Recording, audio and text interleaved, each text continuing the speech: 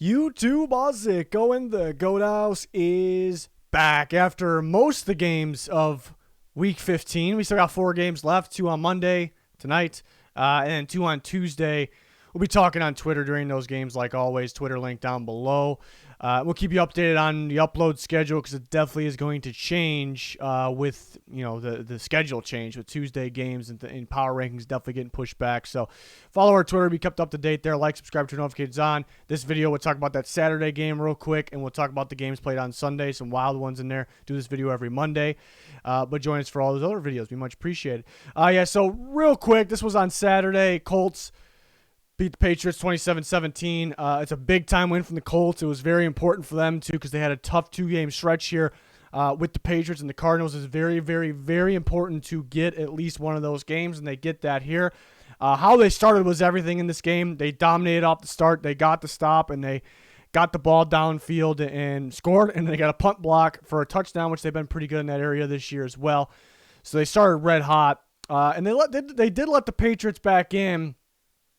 And I mean that's a good thing and the bad thing with the Colts this game. The great thing is they won. They need a much needed win. I think they're a very dangerous team, because they have a dominant rushing attack. Jonathan Taylor's an absolute stud right now in that MVP conversation.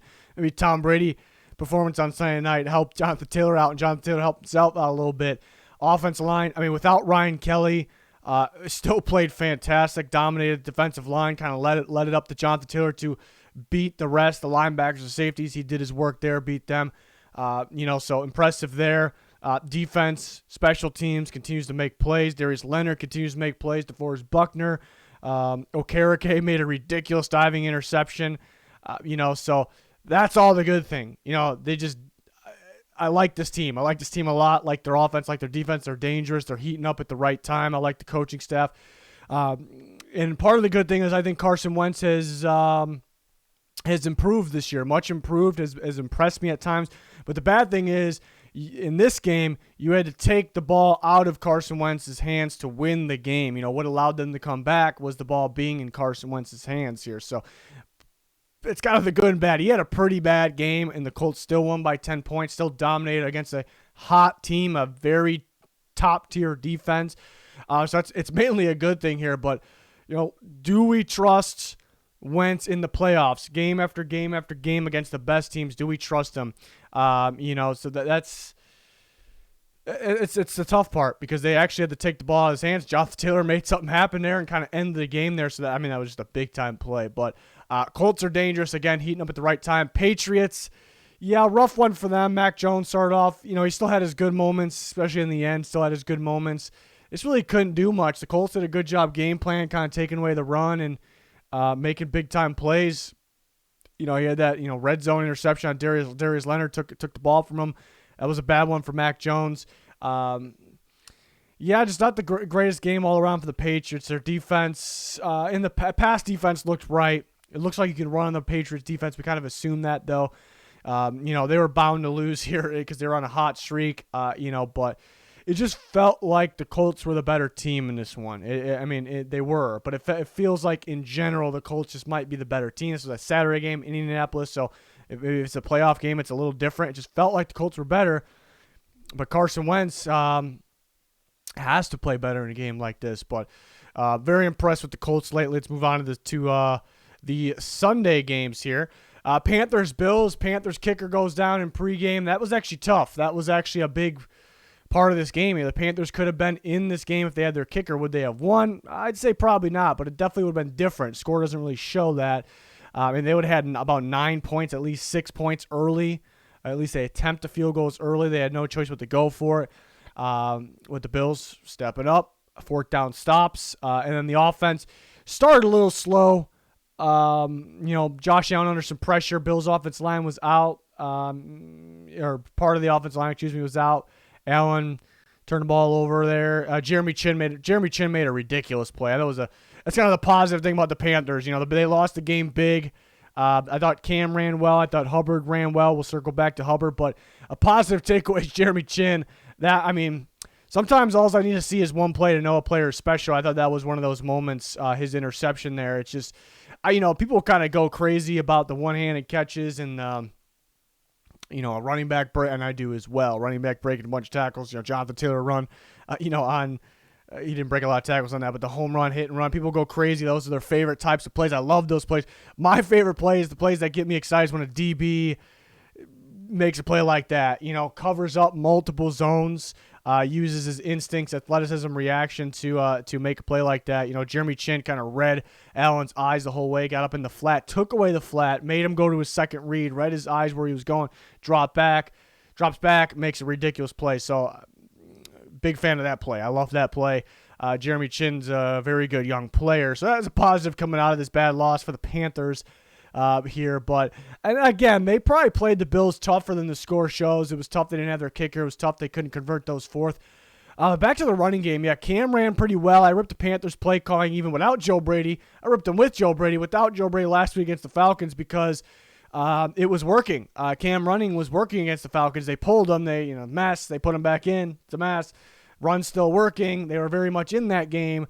The run, Cam Newton run worked this week. Chuba Hubbard running game worked this week as well. The Bills started slow. I don't really think the game was out of reach where you needed to stop running. The passing game's not working anyways.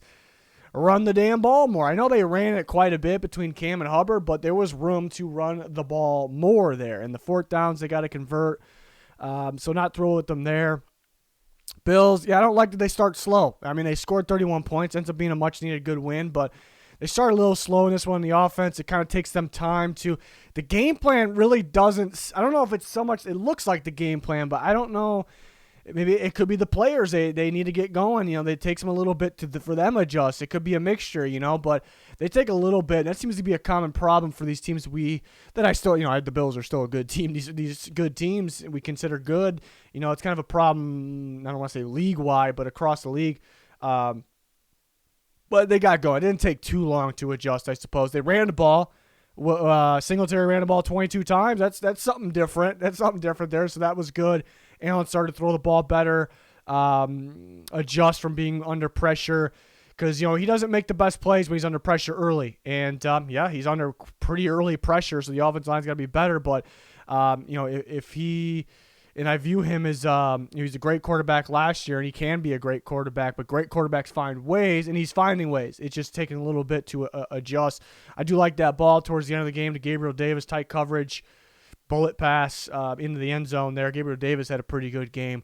So the Bills adjust, get the much-needed win. Wish they would start a little better earlier. Panthers, kind of just a tough one, but it's kind of where the season's heading at this point. Wish they ran the ball a little more. Usually we're talking about the Bills needing to run the ball a little more. Panthers, they ran the ball a lot, but I thought they could have ran the ball more. Maybe it's a uncommon take. With much-needed win for the Bills there. Yes, 30-12. That's correct right there. The graphics guy did not mess that up there. The Lions beat the Cardinals 30-12. Wow.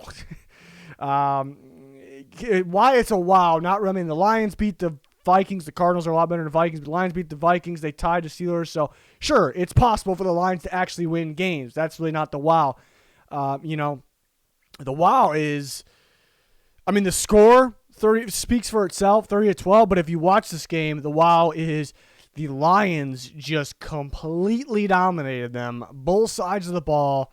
If you're just watching the NFL right now, maybe there are some people out there, and this is the first game you tuned into, you know nothing about the Arizona Cardinals, you know nothing about the Detroit Lions, and I put the records up on the screen, or forget the records, you would just say the Lions are a lot better football team than the Arizona Cardinals, and that's just not right, but it was right in this game. It's just very odd that could actually happen.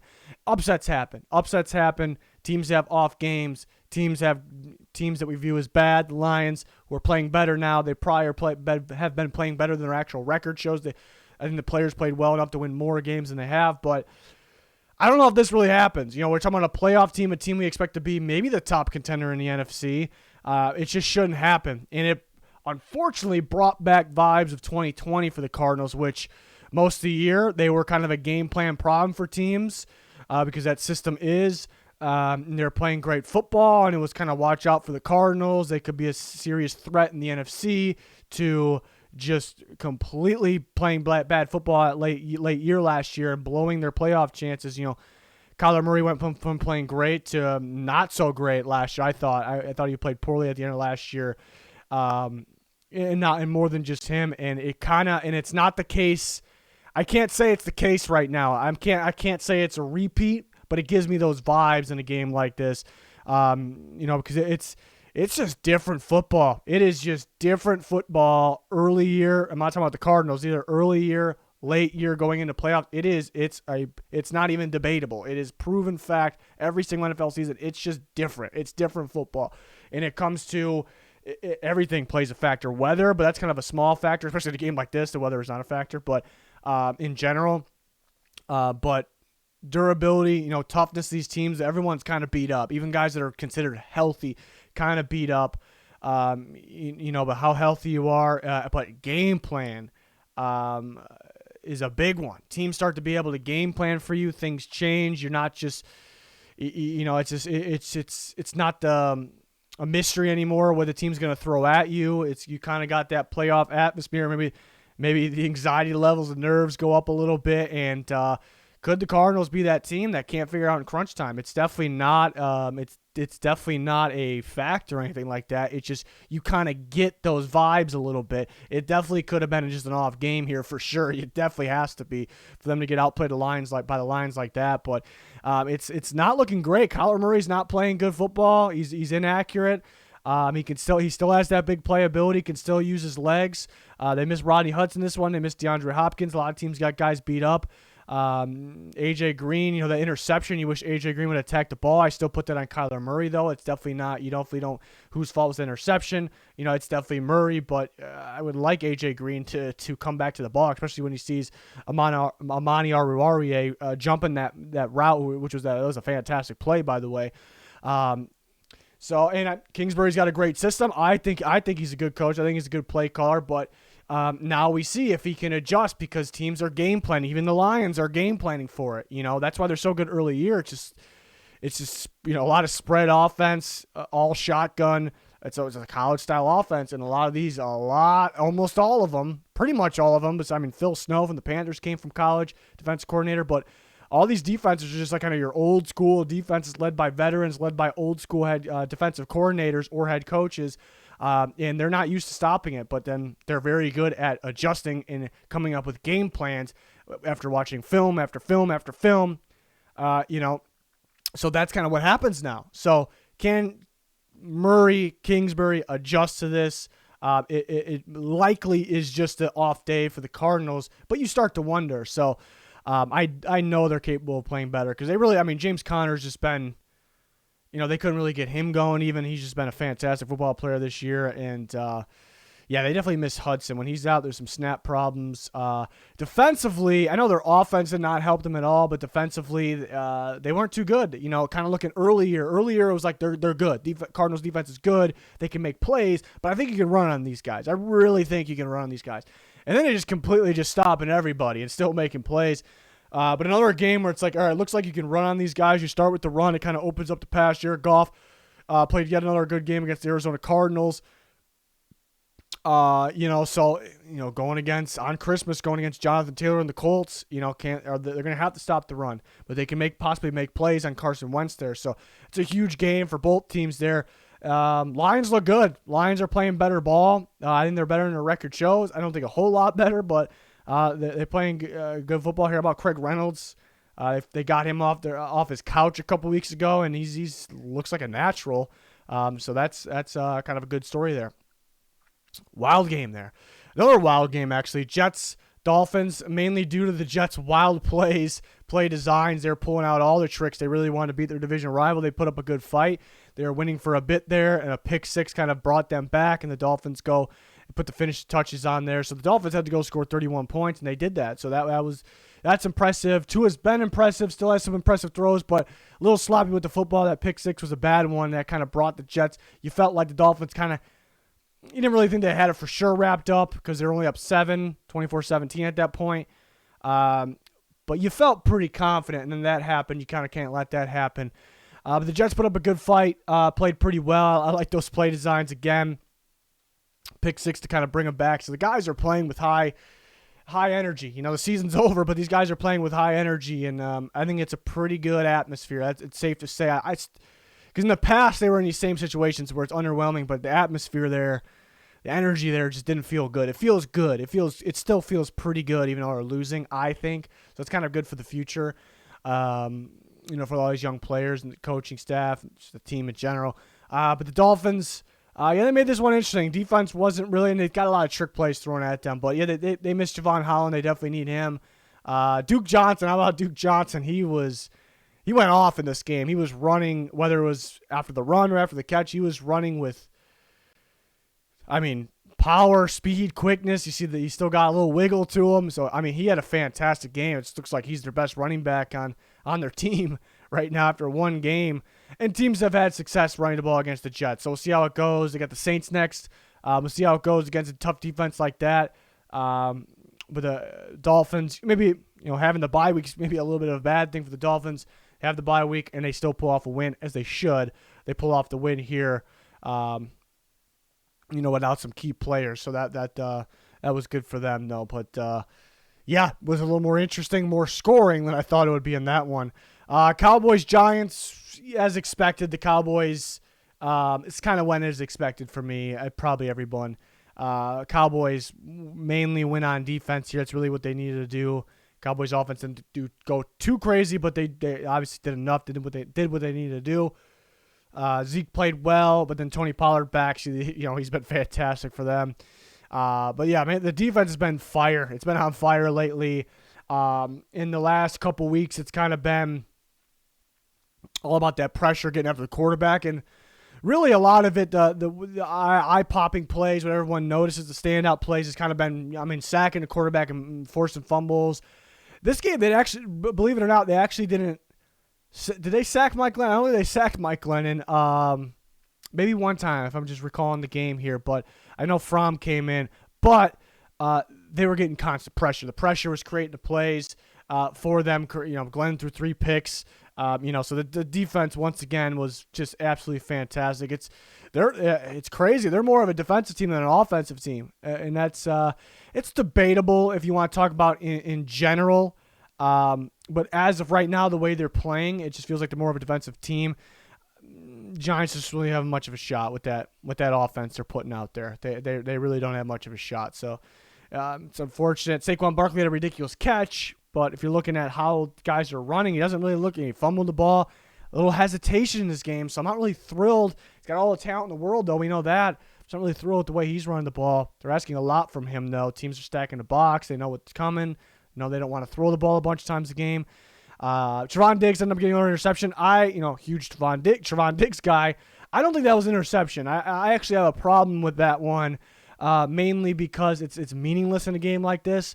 But mainly because if that's a receiver, I don't think any way they call that a catch. So usually the receivers kind of get the calls over the corners, though. It's like, the corner's going to lay a finger on them. It's pass interference. The receivers can push off. It's not. So, but for some reason on that one, I felt like if that was any receiver on the planet, it's a drop. And then for some reason that was called a catch. It's definitely close. Even in slow-mo, I thought it wasn't a catch, though.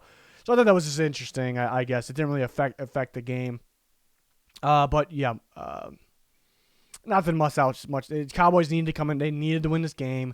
We were confident, but anything could happen. The Lions beat the shit out of the Cardinals, so anything could happen. They go out there, and Cowboys go out there and win the game.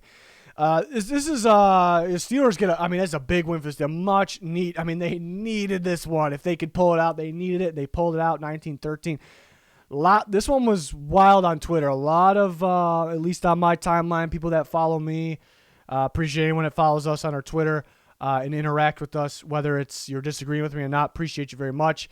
But this one was talked about a lot, and that's because of the officiating in this game. There was actually multiple Titans fans, maybe a little upset with me that I wasn't maybe I don't know exactly, but maybe ripping the refs a little more, or maybe voicing my opinion that that I didn't voice the opinion that the Titans lost because of the refs.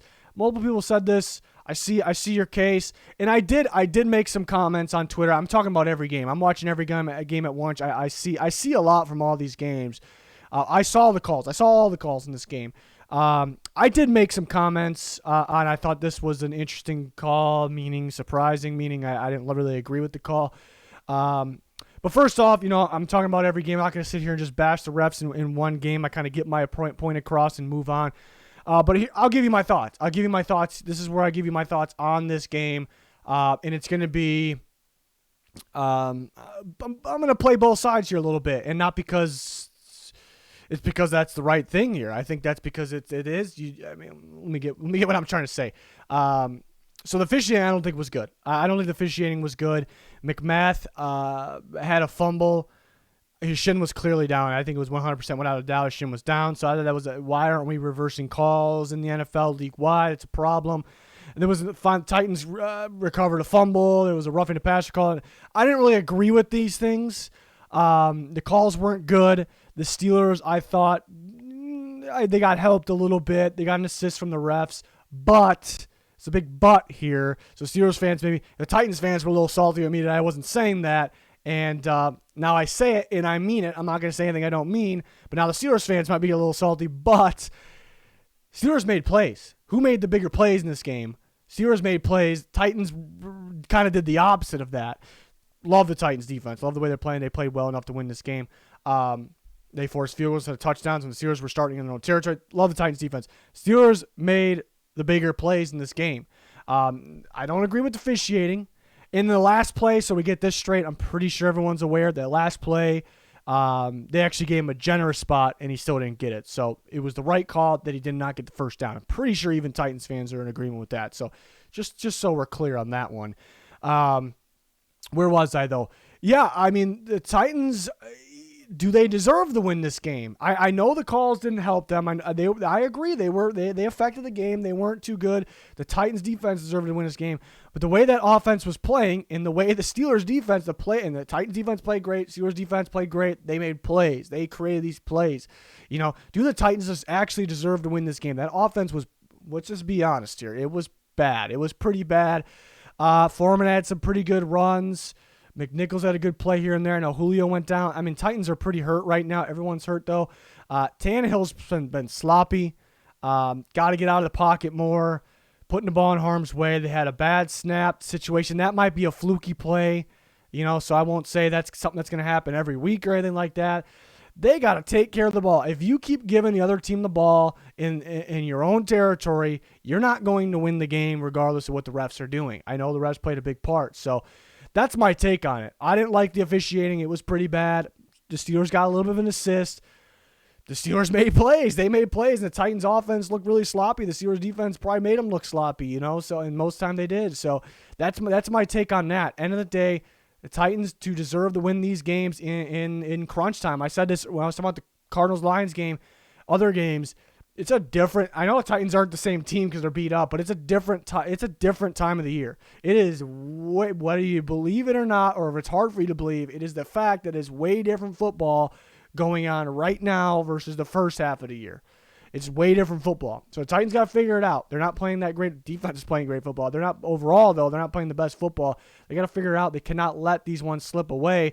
Steelers had some luck on their side, but they also made plays. Like I said, they made some good plays in this one. So that's a huge win for the Pittsburgh Steelers there. Much needed. Titans got to turn around and play the 49ers on Thursday Night Football. 49ers playing pretty tough football right now. I would imagine that's going to be a defensive game. It's a huge game there. Could the Titans choke this away? They got 2 wins over the Colts. A lot has to happen for the Colts to actually take that division. The Titans were a team we felt pretty good about the 1 seed at one point. That sure doesn't look like the case right now.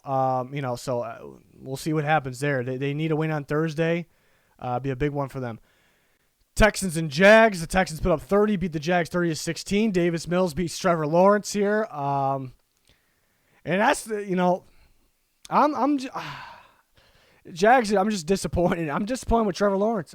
Trevor Lawrence has been Trevor Lawrence is not why they lost this game. Not saying that. We went over it time and time again. They need better receivers. The receivers just aren't good. That great. They got guys that can play out there, but they could be better. We've ripped the play calling before. I know he's a rookie. I just expect more from Trevor Lawrence. I really do. I expect him to go out there in two rosters that aren't good.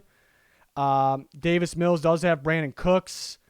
Trevor Lawrence is James Robinson. And Marvin Jones can still play, I don't think is their play calling much different. Is their offensive lines much different? They all need to be better. It's a game that I think Trevor Lawrence could have went out and took control of. And usually when rookies struggle, it's because they're forcing things. They try to make tight window throws, and if you have a guy like Trevor Lawrence who can make the tight window, he has the arm talent.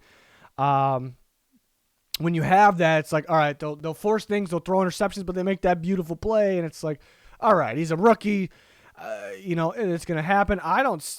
It's almost a problem. I don't see those things, because a lot of the time this year he's kind of playing things safe. He doesn't want to make tight window throws. When he goes for them, he's missing them a little bit. He's not really throwing. Last week against the Titans, he threw interceptions, a good defense, but he's not really going crazy with the interceptions. Sometimes he's not seeing guys. I just expect a little more from him. It's only his rookie year, so we cannot put a label on him yet, but it's something that doesn't sit right with me. It could, because everything I'm seeing, it really looks like he needs plays beautifully schemed up for him. Like, beautifully, the guy needs to be wide open. And I thought, and Bevel's been making the plays, calling the plays this year anyways, but I thought with a point to prove this week, we knowing in his mind, I got to prove something, different energy, we got to change things up, kind of knowing that. I actually thought they did a good job scheming guys open this week. And Trevor Lawrence Treadwell had a bad drop towards the end. When they actually had a shot to go drive the field. Would they have, though? Would they have actually executed in the red zone? But they could have gone and done that. But they did a good job of scheming guys wide open, and Lawrence either didn't see them or didn't hit them. A lot of time he didn't really throw to the wide open guy. He would kind of go to the next most open guy where he wasn't wide open at all. But I expect him to kind of make these throws at least sometimes. I'm expecting to see more big plays. I think the Bengals game earlier in the year, he did a lot in the ground that game, but I thought around that time, that game, maybe a couple games after that, we started to see it. There's that beautiful wild throw from Trevor Lawrence. We're not a lot of them. We're getting them. But I expected to see more and more of that. It's just very underwhelming. Red zone, he has not played well in the red zone, missing guys, playing conservative, not seeing open guys, which really hasn't been the case a whole lot. I thought in this game it was a whole lot. I just expect more. I expect more. I thought they could have gave James Robinson the ball a little more. That's been a problem this year. It wasn't that much of a problem this game. They gave him the ball 17 to 18 times, top of my head. I thought they could. I guess they were playing from down. I thought the kick return was pretty costly, allowing a kick return. That's why I'm not putting this game on Trevor Lawrence. I expect him to go out and kind of control things, though, and play a little better. But I got to execute in the red zone. That's a big one. Field goals, not as good as touchdowns, obviously. So maybe that's why I guess they didn't run the ball more. But Robinson was pretty much he was a factor, I thought. Jags defense struggled to stop Brandon Cooks. I mean, they had a crucial 3rd and 9 at the end of the game where we have to stop him here, and just they dumped it off to Cooks, and he just went wild there. So huge game for Brandon Cooks. Davis Mills played well, did his job. I'm really thinking that it's too early to tell still, and we'll have the draft covered, and I'll give my thoughts after we go over everything. But right now I'd say they may stick with Davis Mills here. They may draft something else, maybe stick with him. Been somewhat impressive. It's still to be determined, obviously. But they made plays. They made plays. They held the Texans defense, held the Jaguars to field goals. It's very underwhelming there for the Jaguars. Not the game had a lot of meaning. The Jaguars have the first pick now, but I just didn't expect them to get Trevor Lawrence in there and have the first pick again. Texans score 30. Bengals and Broncos. This one took a while to get going. That seems to be a problem with the Bengals offense. I know they're playing a very tough defense, but it took a little bit to get going. Winnable game against the Niners that last week. I thought it just took too long for them to understand what works. You got to get the ball downfield against the 49ers. And it worked, then they came back. If they would have done it the whole game, maybe they won a regulation. I know they muffed some punts too, but it takes them a little bit to get going offensively, which is a problem if they make the playoffs, which I think I think they have the talent. I think they have playoff talent, both sides of the ball. But just super inconsistent. Takes them a little bit of time to get going. And they got going, though. I know they play a tough defense, and we talked about it that I didn't think they were going to score a whole lot of points. I didn't need them to score a whole lot of points. I just thought that, even though it's a good Broncos defense, I thought it was a matchup problem. I thought the Bengals, having the variety of receivers, the Broncos playing a lot of man coverage, I thought that would be a favorable matchup for the Bengals, even though I didn't expect them to go crazy or anything. But they did get it going in the second half. It made sense that Boyd was kind of the guy in this game. They locked down Chase on the outside. So it made sense to me, and Boyd really got going. They actually went, Teddy Bridgewater getting hurt was a big one this game. I'm glad to hear he's doing all right. Still on concussion protocol because that was a little scary. It was very scary when he wasn't moving. They turned him over, and it looked like one of the trainers was kind of in a panic, getting his hands under his pads. That must be something. There must be something behind that, but that kind of scared me a little bit. So I was pretty damn nervous there. I'm sure everybody was. But yeah, Teddy going down was big. Obviously, it changed this game, and then they scored actually pretty quickly with Drew Lock. It was kind of a 50-50 ball. I thought Trey Waynes could have made a play on that ball. He's been a little rusty, I guess, makes sense. But I thought he could have made a play on that ball. Tim Patrick made a hell of a play, and Drew Lock put it there, I guess. But I thought it was a risky throw. And some people were talking about offense pass interference there during that game. I did not think that, not even close to offense pass interference. I thought it was a good play by Tim Patrick. So the Broncos actually took the lead. The Bengals come right back, score pretty much right away with Tyler Boyd, so that was a big play.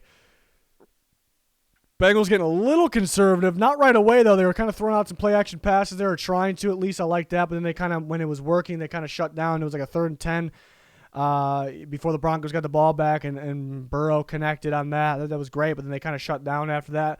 I understand. Yeah, I can't really argue it too much because you got Drew Lock on the other side. Let's pin them deep. Let's run more clock. Sure. I suppose. But then after that touchdown, Drew Lock didn't play too well, obviously. And then end up throwing the ball away on 4th and whatever. So that wasn't ideal. So Teddy going down definitely affected, definitely was a factor. The Bengals did get kind of conservative, though. So if Teddy was in, kind of making pushes, scoring a little more, that was possible. We don't know for sure, but I think it was possible the Bengals kept kind of keeping up or scoring, taking the lead back. Joe Mixon went down towards the end of the game, so that's something to monitor, but he was moving a bit on the sideline. Bengals get the job done. Defense playing some really good football. I will say actually this, too. I wasn't thrilled with the Broncos play calling. That's kind of been a theme this year, common take. Broncos play calling has been a mess. I think it's kind of been the complete every single game. I think a lot of the games play calling wasn't good, but there's some games where I thought they just didn't execute. Wasn't really the play calling. I was not thrilled with the play calling in this game. Javonte needs the ball more. Something we've been saying all year. He's better than Melvin Gordon. He needed to get the ball more in this game. It was close the whole way. Well, I know the Bengals stopped the run well, but they weren't really stopping the run that well. So you got to go what's working. You can't have it set in your mind. The Bengals stopped the run well. We can't really do that. So Javonte needs the ball more. They are in position to run him more, get him the ball more in general. He's a beast. Also, huge play in this game. I almost forgot. Was the Broncos were driving the field again, even with Drew Lock under center, and pretty close, getting close to the goal line. They run a read option with Drew Lock. He keeps it, and he's stripped. They just take the ball. Kareem takes the ball away from him, and that was a huge play in this game. And because then they end up fumbling, and the Broncos got the ball, but ended up staying for the Bengals ball while play. Drew Lock can't give the ball away that easy. But I'm not in love with the call. It's an option play, so there is a shot of the running backs getting the ball there. That's kind of your call. I don't know if it was – I doubt that it was turned into just make it look like a read option but give the running back the ball, and Drew Lock just decided to play hero and keep the ball. I don't think that was the case. We don't really know. But Drew Lock, having that option to have Drew Lock keep the ball there – with his turnovers problems, I know it's more of in the air's turnover problems. I don't really agree with it. I don't like that play call. So it was a tough one for the Broncos. It was a much-needed win for both of these teams. The Bengals ended up getting it. It was tough that Teddy went down. Falcons 49ers, dominating win for the 49ers. Defense played out of their minds in this game. Matt Ryan took an ass beating, and he took a pretty big beating. I kind of feel bad for the guy because he was getting drilled all game long. Offensive line's been pretty damn terrible. He's getting hurt pretty early. There is times where he adjusts, though. He's like, okay, I'm getting hit. I'm going to get the ball out quick, try to make some plays, and it looks good. good on Matt Ryan to adjust it. But there's time. It's been every other game, not really, but kind of in that area. And this was a game where sometimes he's getting the ball out, but there was sometimes where he's like he kind of forgot that he doesn't have much time. So I wish he'd get the ball out quicker, I suppose. But, I mean, he was just getting beat up, and it really wasn't all his fault this game. He took a licking on that one of the last plays on offense, so he tried to escape and run. Respect it. Got freaking popped. He's definitely sore after that one. So, usually I've been saying kind of Cordero Patterson versus opponent. This game was kind of Russell Gage, I felt like, versus the 49ers. Credit the 49ers defense. They shut down Cordero Patterson. And teams have not been able to do that. So that's pretty damn impressive there. And again, the Niners are somewhat heating up at the right time. This game could have been a lot closer. Start of the game, 49ers trouble on the kick return. That's kind of been a common thing, I feel like, for the 49ers return game. Falcons start in business. They start in business, and they actually go and score. Cordero Patterson scores. They review it. They take it off the board. It was one of those where it was like, well, the angles we were seeing. I'm watching every game at once too. I don't know if they showed an angle straight down the goal line. Maybe they did. I would hope they did. I thought, first of all, I thought he was short. I'm gonna go ahead and applaud the NFL on this one because I don't think they got the right call. But it was, and again, I didn't see every angle. I'm watching every game at once. I saw an angle kind of from a little bit behind, like the back right side of Cordero Patterson, we'll call it. Not the back of the end zone, but the field of play side. And that it looked so tight where it's like you can't really see where his knee went down and then where's the ball at. But based on anatomy, based on our bodies and looking at Cordero Patterson, you definitely can make the judgment of where, and that's how I think things should go. You understand where the ball and the knee's at. You know, even if you can't 100% see it, I thought you kind of can make it out in this game. Again, maybe they show another angle. But 99% of the time, they're like, when the plays are where I could sit there. I'm a believer that you can make judgment on every single play. I'm a believer that there should be no such thing of lack of evidence with the technology we have today and the replay review. I think you can always make a correct call. Even if you can't tell, I think you don't go, well, he probably did this, but the call on the field was that, so forget that. You know, I think you always can make the most accurate call. I'm a believer in that. There never should be inconclusive evidence. That's my belief. People will disagree. You know, but that seems to be a thing. Like, if it's even kind of close, they kind of leave the call on the field. So I was actually a little surprised when they changed that. I 100% agree with them. I just wish they would stay more consistent. But back to the point that if the Falcons score there, this could be, the 49ers probably still win because they were the better team. They outplayed them. But that could have been a whole different game. So credit to 49ers defense to clutching up, stopping them. Nick Bosa, Fred Warner, these guys everywhere. Nick Bosa had a monster game. They were getting after Matt Ryan. Running game was great, even without Mitchell. Jeff Wilson was running well. Deebo Samuel running well, getting the ball to George Kittle, playing well again, of course. Offensive line did a good job. Yeah, so Niners heating up at the right time. That's a big-time win there. Tough one for the Falcons. They were kind of one of those teams that needed to keep winning here going out, but yeah, we'll see. Wild game here, 31-30. Was not expecting that with the depleted Ravens here going against maybe the top team in the NFL. Packers squeak by here, 31-30, kind of almost blow a comeback.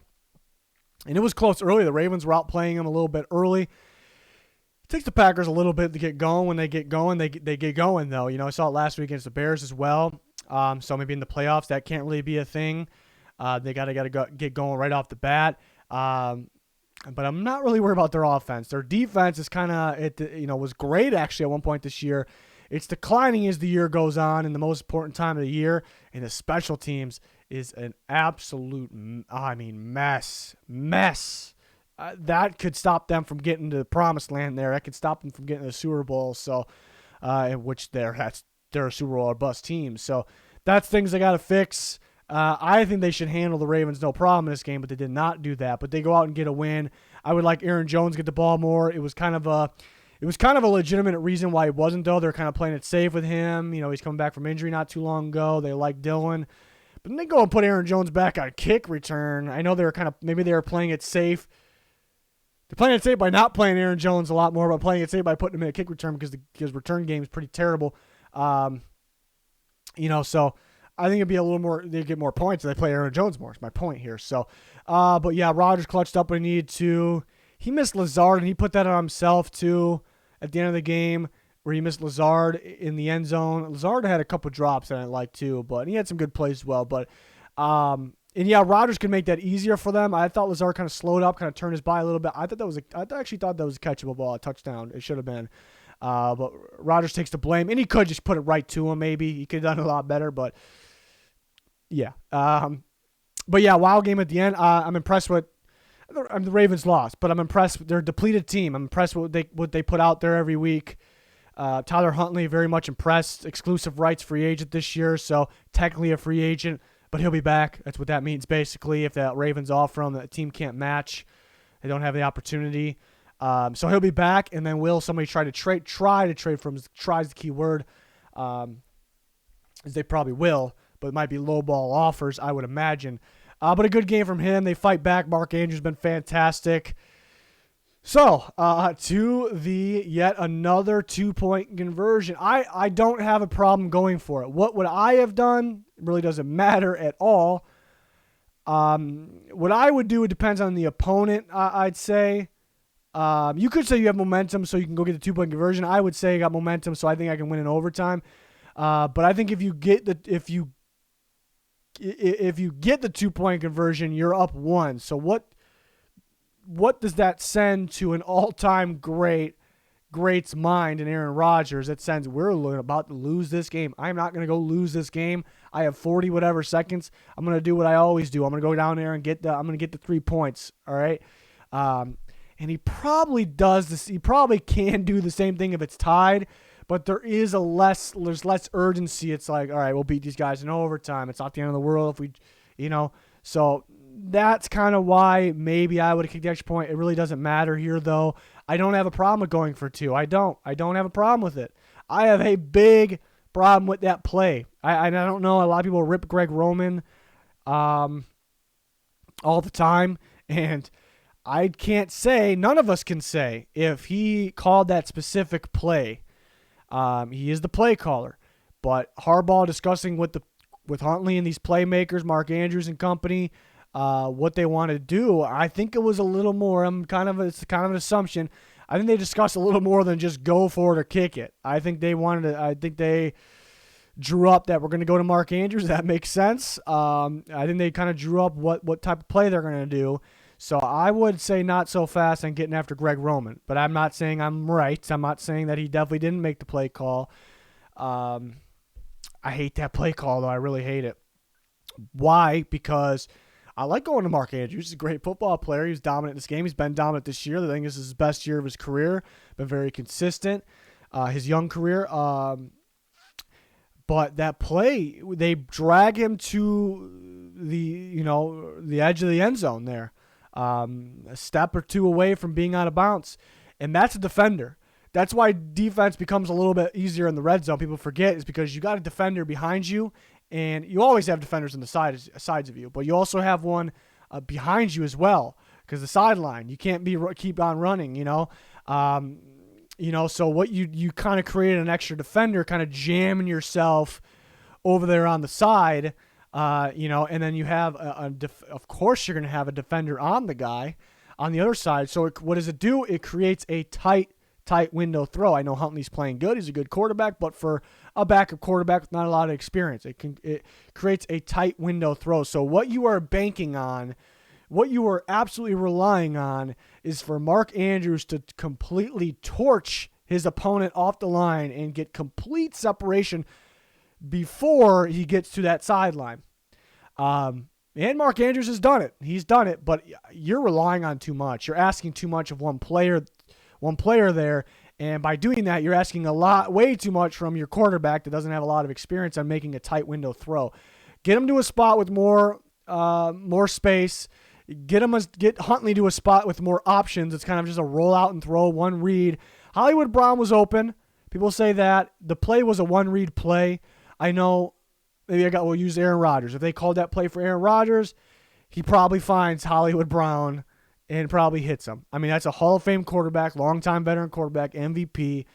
We're talking about Tyler Huntley here. It's a one-read play. He did what he was supposed to do, technically. So I'm not going to blame him for not seeing Hollywood Brown. I'm going to blame the play call, the play design there. So that was a tough one there. Packers hold on to win.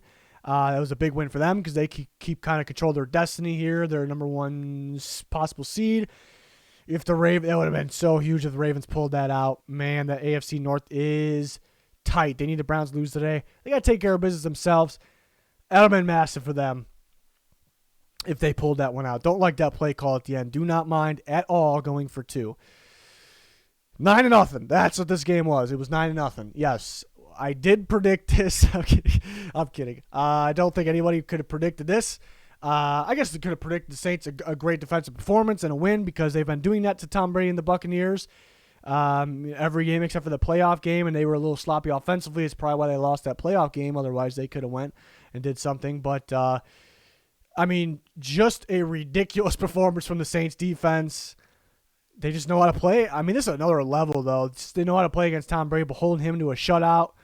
And, yes, Chris Godwin, Mike Evans, and Leonard Fournette. It's kind of your 3 best playmakers. They went down. Are the Buccaneers better with them? Oh, well, yes, 100%. Do they score points with them? I mean, who knows? You would like to think so. But the Saints missing guys as well, don't forget. And you can't really the main talking point can't really be, well, the Bucs are missing these guys. And it's a big talking point. It's important. It's very important. They need those guys. But the main talking point, I still think, is the Saints getting the defense getting their credit. I thought it was a ridiculous performance. They were getting crazy pressure on Tom Brady. Cam Jordan had 2 sacks to get Davenport in there. Onyemata. I mean, they pick up Jalen Holmes. He did something. He's making plays. Lattimore very tight in coverage. Roby playing better than he has been in a game like this. It's just a ridiculous. I appreciate, and they had turnovers. They but I appreciate lockdown play more than anything on defense, and that was a lockdown performance. So Saints defense deserves all the credit in the world. Offensively, I mean, they held the ball, I guess, important times. They went and got that field goal late in the game to make it a 9-point game. Maher was clutch, the only guy with points in this game, making the field goals, which has been a problem for the Saints making any type of field goal. So that was huge. They were missing Sean Payton as well. I forgot to throw that in there. Their head coach. It's just a big time win for the Saints. People didn't expect them to get that win, so getting a win like that kind of puts them back in that conversation. Do they sneak in the playoffs there in the back end? They'll play I think it's a primetime game against Dolphins this week. But they could play better offensively. Taysom Hill almost kind of blew it there at the end. He threw potential interceptions to Adams there, and he dropped it. The way the Saints defense was playing, would the Bucs even have scored, though? Even off a momentum play like that, they could have, because it's a momentum play. Could he have ran it back? You always could play that game. What would have happened? But, Saints, I mean, just ridiculous. Defensive performance, 9-0. Huge win, absolutely huge win. The Cardinals losing, the Bucs losing. The Bucs could have taken advantage of the Cardinals losing, but both those teams kind of just hurt themselves by losing, obviously. Good for the Cowboys, great for the Packers, great for the Rams. It's a tough one, but seems like they just can't play against the Saints, so just kind of just move on. Let's go win the games we know we can win, but going to be missing Godwin. I think they're going to be missing Fournette this upcoming week. Maybe 2. Mike Evans, hamstring. They keep saying he's good. Hamstrings are so tough, though. So tough. I could see him missing this week. Huge win for the Saints. Huge win to fight. It looks like it's a handful of teams fighting for that 7 seed. You kind of get the feeling that the Niners got that 6 seed, especially if they win Thursday night against Tennessee. We'll see if they lose. It's kind of open again. Again, massive win for the Saints. Defensive performance was ridiculous. But that wraps up the recap. 4 more games still left. Again, power rankings getting pushed back to Wednesday. I think we're still going to do weekly picks on Tuesday night, even though there's going to be more games. So I still think we're going to do it. We got you updated on our Twitter. Please like, subscribe, turn notifications on me. Much appreciated. A lot of NFL content here in season and off season. We'll probably update a mock draft this week. So hopefully you guys can join us for that. But that's going to do it for this one. Thanks for watching. Goodbye.